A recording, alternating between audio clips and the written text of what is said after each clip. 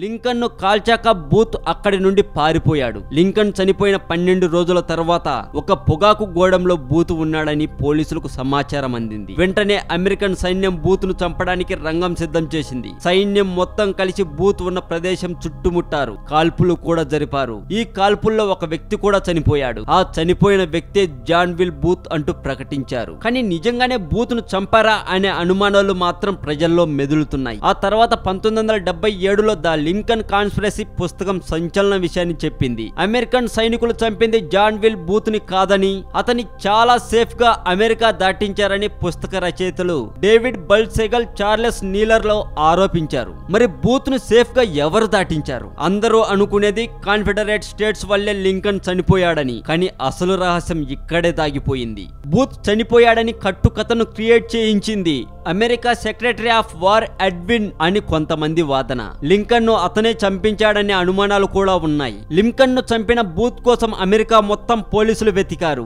అతని సన్నిహితులు, కుటుంబ సభ్యులలో ఇళ్లలో సోదాలు కూడా చేశారు. ఆ తనిఖీలో పోలీసులకు బూత్ డైరీ దొరికింది. అందులో లింకన్ ప్రభుత్వంలోని పెద్దలతో బూత్ సమావేశ వివరాలతో పాటు ఎవ్వరికి తెలియని కొన్ని రహస్యాలు కూడా ఉన్నాయి. ఆ డైరీ ఎడ్విన్ చేతికి వచ్చింది. ఇంకా ఎక్కువ రోజులు బూత్ ను ప్రాణాలతో ఉంచితే అసలు రహస్యం బయటపడేలా ఉంది అని ఆలోచించాడు. వెంటనే అతని ఎన్కౌంటర్ కు ప్లాన్ గీశాడు. కానీ బూత్ ను చంపడం ఉద్దేశం కాదు. అందుకే బూత్ ను అమెరికా నుండి కెనడాకు సేఫ్ గా పంపించాడని కొంతమంది వాదన. అసలు ఎడ్విన్ లింకన్ ను ఎందుకు చంపించాలనుకున్నాడు? కొంతమంది వాదన ప్రకారం అమెరికా పునర్నిర్మాణం గురించి ప్రకటించినప్పుడు అందుకోసం అప్పటిదాకా ఉన్న ఆర్థిక విధానాలను, వ్యవస్థలను మార్చాలనుకున్నాడు లింకన్. ఆ విషయం అమెరికాలోని పెట్టుబడిదారులకు నచ్చలేదు. అంతేకాదు, కాటన్ ఎగుమతులపై, వ్యాపారాలపై లింకన్ కఠిన ఆంక్షలు విధించాడు. దాంతో అక్కడి వ్యాపారులకు భారీగా నష్టాలొచ్చాయి. ఇక అంతే, పెట్టుబడిదారులకు కోపాలు పెరిగాయి. కరెన్సీ విషయంలో కూడా ప్రభుత్వమే సొంతంగా ముద్రించాలని లింకన్ ప్రకటించాడు.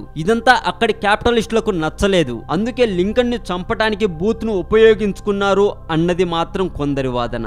లింకన్ గురించి నేను రీసెర్చ్ చేసి తెలుసుకున్న విషయాలు ఇవే. మరికొన్ని విషయాలు తెలుసుకున్నాక మళ్ళీ ఇంకొక వీడియో పబ్లిష్ చేస్తాను.